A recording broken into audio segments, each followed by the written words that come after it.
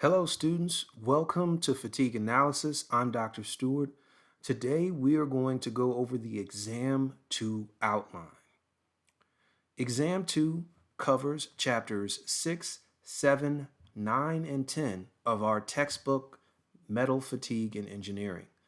The exam is designed to take 80 minutes to complete, and it's going to contain a variety of problems, including 20% short answer, 30% essay, and 50% challenge problems.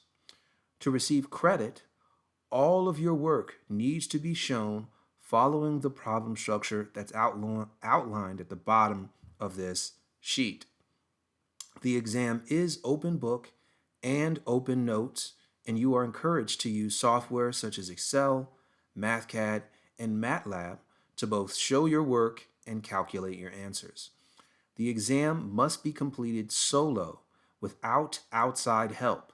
So no working with others, no use of companies or other resources. It's going to be you, the exam, your book, and your notes. Follow the rules written in our course syllable pertaining to cheating and knowing what is allowed and what is not allowed. Now to our outline.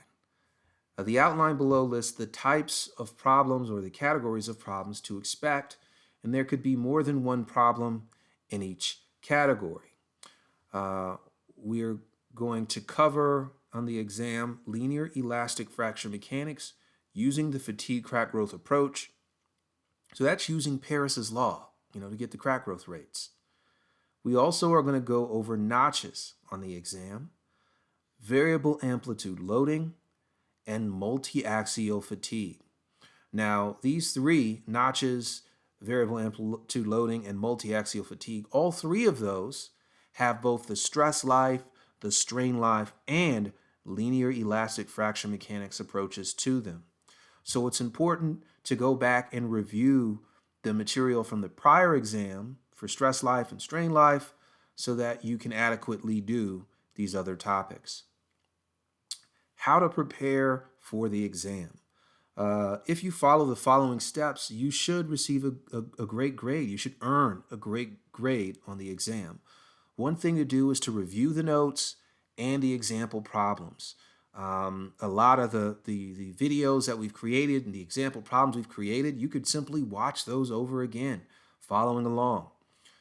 Redo/review your homework problems. I will be returning or providing the homework solutions once you've submitted that homework. So you'll be able to see what the correct answers are and compare your answers to the solutions. And then finally, I encourage you to practice extra problems from the book. Literally go to the end of the chapter, put your hand over your eyes, and just put your finger on the page and choose a random problem and try to solve it. By doing that type of practice, putting yourself in a situation where there's a problem you've never seen before and you got to solve it, it'll give you a good simulation of what the exam would be like.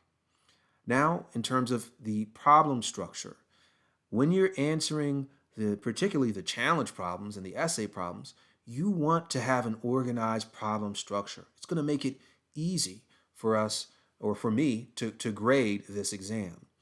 So one thing you want to do is identify your knowns and unknowns, listing those parameters that you know and the ones that you must find. You also may need to create a free body diagram that helps to illustrate the problem.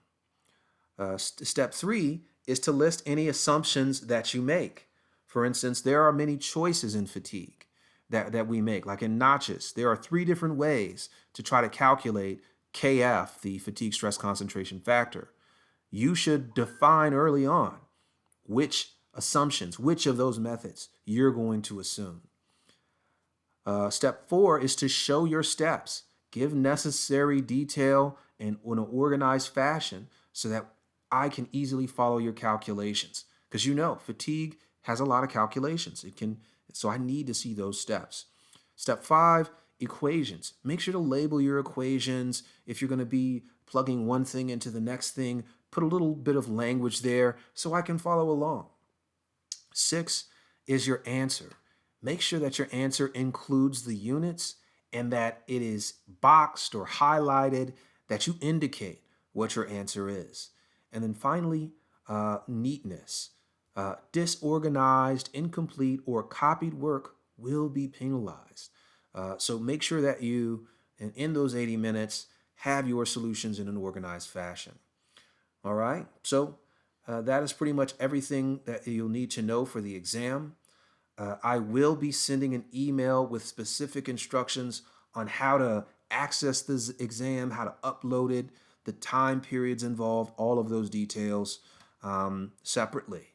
So look for that email, and good luck as you prepare for the exam 2 in fatigue analysis.